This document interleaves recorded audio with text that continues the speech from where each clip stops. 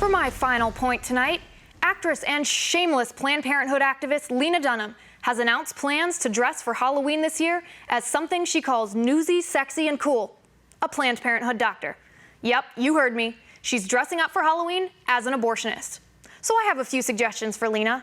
If she wants to accurately portray a Planned Parenthood doctor, her costume should include the following: a glass of wine to swill as she lightly discusses how to maneuver the position of the unborn baby during an abortion to avoid crunching the organs that bring in the most money.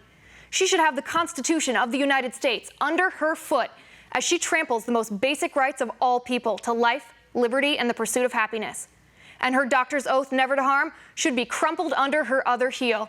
She should have a bucket of bloody, broken baby parts, of hearts, lungs, kidneys, livers, and brains of the baby girls and baby boys who never had a chance to reach their full potential, who were ripped limb from limb for their mother's wombs, treated like property, whose dignity will forever be denied, torn from their beings like their bodies from their mother's belly. She should have a stopwatch, a calculator, and a cash register to churn and burn those poor women who are nothing more than blood money in the eyes of Planned Parenthood.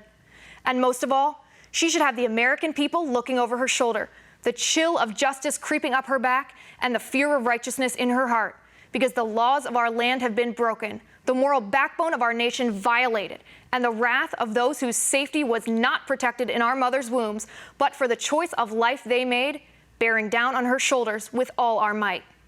But about one thing, Lena Dunham is correct, and that is the scariest of all the costumes, the one that portrays horror, death, destruction, and fear, is of the Planned Parenthood doctor. Because the zombies, ghosts, and gals that represent our modern Halloween, well, that's all make-believe.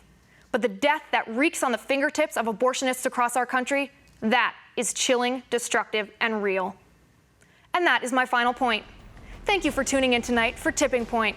I hope you'll join us again tomorrow, and in the meantime, keep up the conversation with me on Twitter at @Liz_Wheeler, and have a great night.